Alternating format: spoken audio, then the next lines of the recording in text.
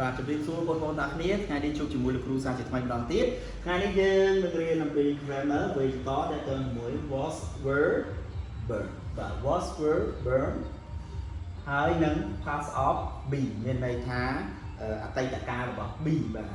បាទ and is are អតីតកាលតើយើងប្រើអីបាទតោះអញ្ចឹងយើងទៅមើល was were were ដែលយើងប្រើជាមួយ were អញ្ចឹង was were were នឹងយើងប្រើសម្រាប់បង្ហាញអំពីទីកន្លែងឬក៏ពេលវេលាកំណើតឬក៏កើតដែលយើងបានកើតទៅដល់ញ៉ាំអ្នកកើតអញ្ចឹងយើងចង់ដឹងពីកន្លែងកំណើតឬក៏យើងចង់ប្រាប់គេពីកន្លែងកំណើតរបស់យើងប្រើ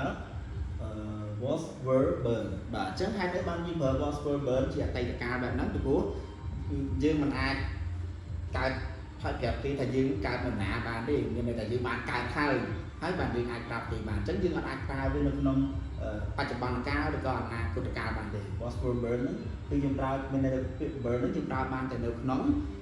អតីតកាលប៉ុណ្ណោះព្រោះយើងកើតហើយបាទយើងអាចប្រាប់គេមែនទេបាទតោះអញ្ចឹងយើងមើលទម្រង់របស់វាបាទយើងដឹងហើយថា I he she it យើងនឹងប្រើជាមួយ was were ហើយ you we they យើងប្រើជាមួយនឹង were were អញ្ចឹងមានន័យថាប្រធានដែលជាឬក៏ subject ដែលជាឯកវចនៈបាទមិនថាបរិបទទី1ឬក៏បរិបទទី3ទេគឺយើងប្រើជាមួយ was were បាទ was were ហើយចំពោះប្រធានដែលជាពហុវចនៈយើងប្រើជាមួយនឹង were were បាទ were were បាទអូខេ were នេះយើងប្រើថាកើតបាទអញ្ចឹងតោះអញ្ចឹងលោកគ្រូមាន form សម្រាប់បង្ហាញបងប្អូនគ្នាដែរបាទ positive មានន័យថាប្រយោគស្របយើងយក subject បូកជាមួយ was were បូក burn ហើយបូក object យើងមើលឧទាហរណ៍ I was born in 1989 បាទខ្ញុំបានកើតនៅឆ្នាំ1985 បាទអញ្ចឹងបាទបងអូនកើតនៅខែមករាបងអូនអាចប្រាប់គេបានថាខ្ញុំកើតនៅខែមករាឬក៏ខ្ញុំកើតនៅឆ្នាំ2000ពេលវេលាណាដែលបងអូន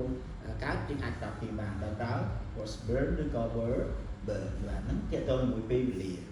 កំណើតនៅក្នុងឆ្នាំ1985មួយទៀតបាទ we were born in Cambodia បាទអញ្ចឹងពួកយើងបានកើតនៅក្នុងប្រទេសកម្ពុជាអញ្ចឹងអានោះទាក់ទងជាមួយនឹងទីកន្លែងដែលគ្រូបានប្រាប់ថា was ឬក៏ were born យើងប្រើសម្រាប់បង្ហាញអំពីទីកន្លែងក៏ពេលវេលាដែលយើងបានកើតឬក៏កំណើតរបស់ណាម្នាក់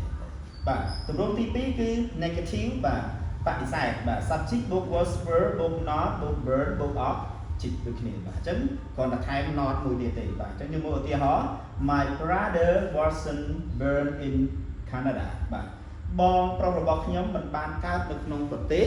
កាណាដានោះទេអញ្ចឹងអាចគាត់កើតនៅក្នុងប្រទេសណាផ្សេងក្រៅពីប្រទេសកាណាដាអញ្ចឹងតោះ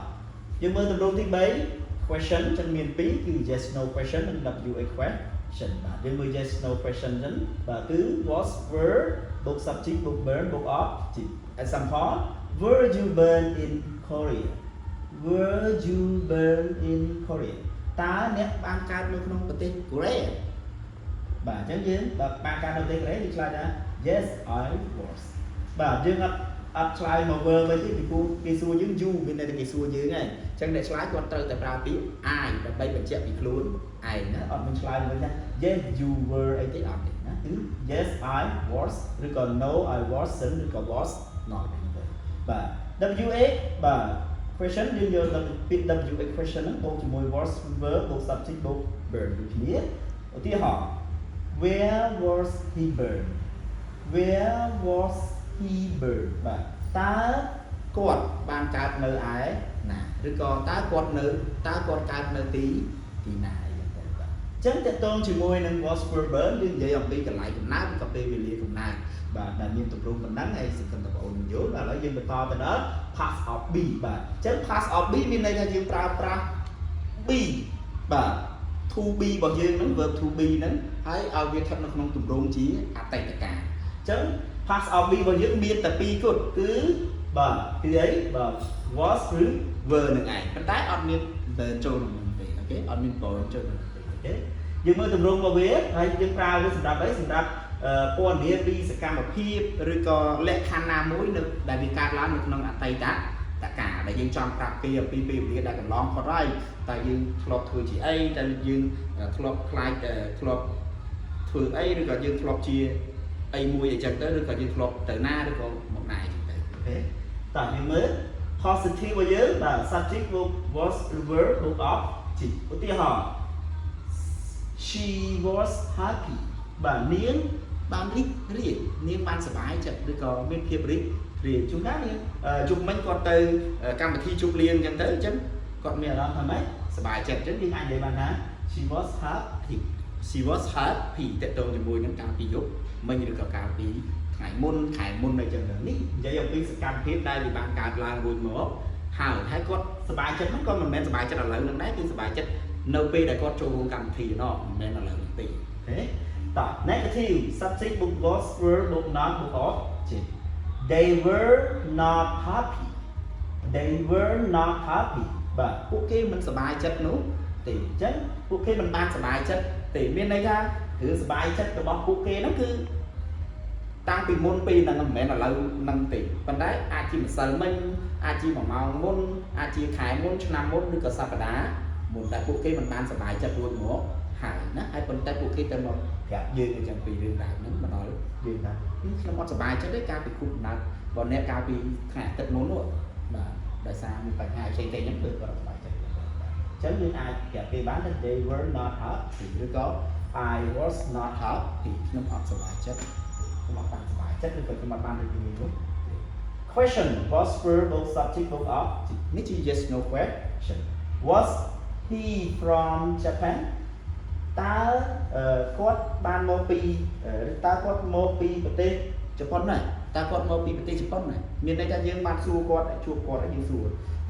ទៅគ្នាយើងថាគាត់មកពីជប៉ុនឬក៏តើអ្នកមកពីប្រទេសជប៉ុនណាមានន័យថាចង់ម៉េចមានន័យថាចង់និយាយម៉េចតើប្រទេសដែលអ្នកមកជប៉ុនមែនបាទព្រោះឥឡូវគាត់មិនមកមិនកំពុងធ្វើដំណើរមកទេគាត់ជួបយើងហើយប៉ុន្តែការធ្វើដំណើររបស់គាត់មុនពេលដែលគាត់ជួបយើងអញ្ចឹងយើងចង់ដឹងថាអ្នកមកពីជប៉ុនយើងចង់សួរពីពេលវេលានៅក្នុងអតីតកាលពីកន្លែងដែលគាត់មកហ្នឹងគឺកន្លែងណាអូខេthen បាទយើងអាចឆ្លើយទៅវិញ yes he was ឬក៏ no he was ណាទៅតាម subject ដែលគេដាក់ឲ្យអូខេចុងក្រោយ W question បាទបូកជាមួយ was verb បូក subject were សំទោស where បាទ were his sister from តើ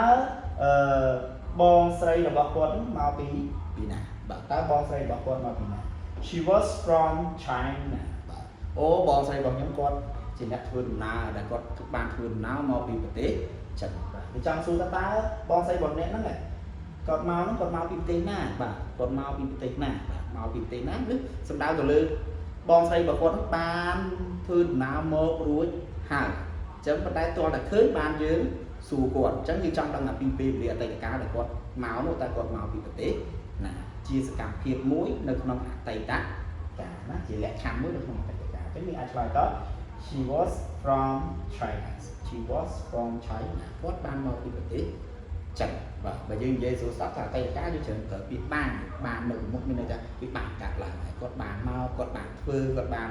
អីមួយដែរអូខេអញ្ចឹងត្រឡប់មកវិញ past of be មានន័យថាយើងប្រើទម្រង់ past simple ដោយប្រើប្រាស់កិរិយាសព្ទ to be ដែលមាន was ឬ were ហើយ was យើងប្រើជាមួយ I you សំទោស I he she it ហើយ were យើងប្រើជាមួយនឹង you we they អូខេតកតងជាមួយនឹងប្រធានឯកវចនៈនិងប្រធានពហុវចនៈអូខេត្រឡប់មកវិញតកតងជាមួយ was were burn យើងប្រើសម្រាប់ចង់ដឹងឬក៏ចង់ប្រាប់គេអំពីទីកន្លែងឬក៏ពេលវេលាកំណើតដែលយើងបានកើតហើយយើងប្រើដូចគ្នាដែរ was burn យើងប្រើជាមួយ I he she it ហើយ were burn យើងប្រើជាមួយ you we they ច្បាប់វាដូចគ្នាអញ្ចឹងយើងអាចប្រើយើងអាចយល់មួយនេះក៏អាចយល់មួយនោះពីរបៀបប្រើប្រាស់ was were burn ដែលយើងគួរប្រើប្រាស់ជាមួយ subject មួយណាអរគុណច្រើនហើយលោកគ្រូមានតែប៉ុណ្ណឹងហើយសង្ឃឹមថាព្រះនឹងប្រទានពរដល់បងប្អូនដល់